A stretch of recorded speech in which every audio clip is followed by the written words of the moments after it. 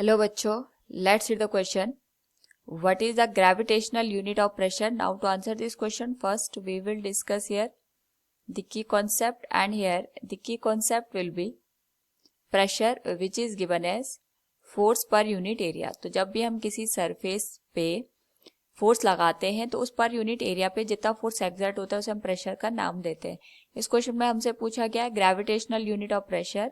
तो यहाँ पे अगर हम अज्यूम करें कि कोई सरफेस है हमारे पास, इस सरफेस के ऊपर हमने कोई ऑब्जेक्ट को प्लेस करा है जिसका मास m के बराबर है, तो ये यहाँ पे अपने वेट के बराबर फोर्स लगाएगा और जितने एरिया में ये यहाँ पे अपना वेट के थ्रू फोर्स एक्सर्ट कर रहा है उसके करस्पॉन्डिंग अगर हम प्रेशर का अमाउंट कैलकुलेट करें तो it will be given as force divided by per unit area.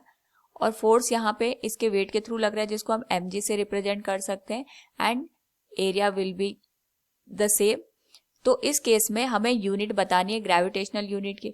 तो ग्रेविटेशनल यूनिट का मतलब ये हो गया कि हमारे पास जो ग्रेविटेशनल फोर्स है उसके थ्रू कितना यहाँ पे पर यूनिट एरिया पे फोर्स लग रहा है. तो यहाँ पे अगर हम बात करें mg की तो ये हमारे पास वेट को रिप्रेजेंट करता है जो कि ग्रेविटेशनल फोर्स की वजह से यहाँ पे प्रोड्यूस होता है. तो हमारे पास जो वेट है अगर हम इसकी यूनिट की बात करें तो इसको हम न्यूटन में भी मेजर करते हैं और बेसिकली इसको हम यहाँ पे किलोग्राम फोर्स में रिप्रेजेंट करते हैं.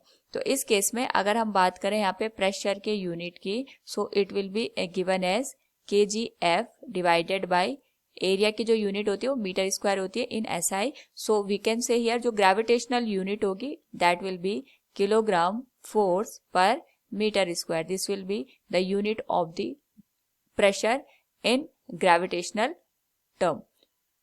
So we can say here what is the gravitational unit of pressure? It will be given as kilogram force per meter square. Hope all you understood it. Thank you and best of luck.